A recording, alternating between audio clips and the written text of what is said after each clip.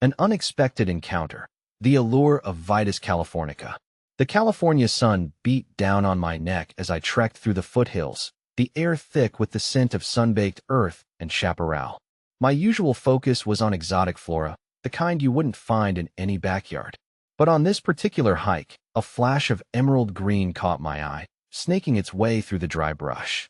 It was a vine, and unlike the brittle, skeletal vines of the surrounding vegetation, this one pulsed with life.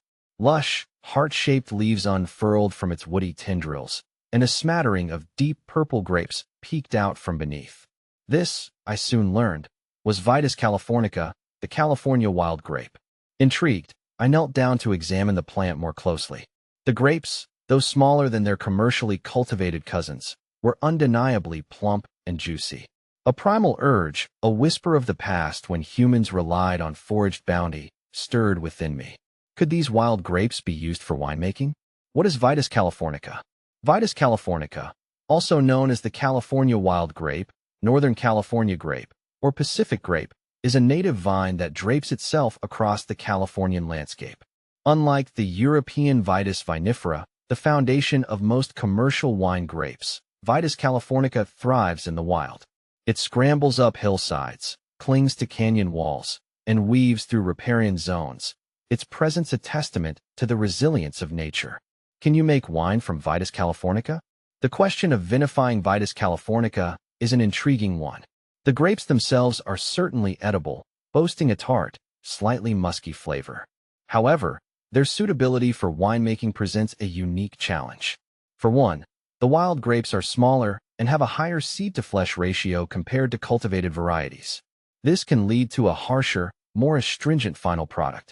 Additionally, the wild yeast strains present on the grape skins, while potentially interesting, can produce unpredictable and sometimes undesirable flavors in the wine. However, there are those who embrace the challenge. Some adventurous winemakers are experimenting with Vitis californica, using techniques like co-fermentation with commercial yeast strains and extended maceration to coax out the potential of this wild grape. The resulting wines are said to be rustic and interesting, with unique flavor profiles that reflect the wild character of the grapes. Beyond the wine, the allure of Vitis californica. While the potential for vinification is interesting, the significance of Vitis californica extends far beyond the realm of wine. This native vine plays a vital role in the Californian ecosystem.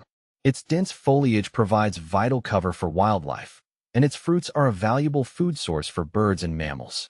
Additionally, the root system of Vitis californica helps to stabilize slopes, preventing erosion and promoting healthy soil structure. How to care for Vitis californica? For those interested in cultivating Vitis californica in their own backyards, it's important to remember that this is a wild vine. It thrives on neglect, preferring well-drained soil and plenty of sunshine.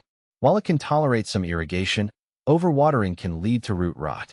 If you do choose to cultivate Vitis californica, be prepared for its vigorous growth. This is a vine that will happily sprawl and climb, so providing a trellis or other support structure is essential.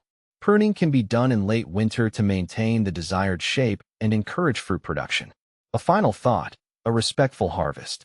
Should you encounter Vitis californica in the wild and be tempted by its fruit, remember to be a responsible harvester. Take only what you need, leaving plenty for the wildlife that depend on it. Sustainable foraging ensures the continued existence of this fascinating native vine and the ecological web it supports.